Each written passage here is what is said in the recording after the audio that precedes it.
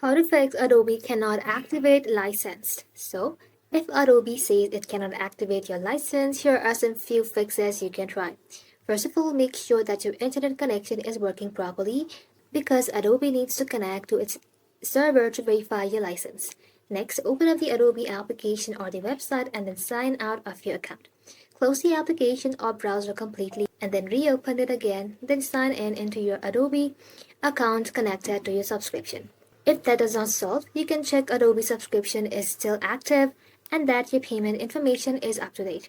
You should even make sure that the Adobe application are running the latest version available. And if you're still getting errors, you can restart your computer and temporarily check whether your firewall, antivirus, or network settings are preventing Adobe from connecting to its activation servers or not. And that's it. Thank you all for watching. If this video was helpful, consider subscribing to our channel and liking this video.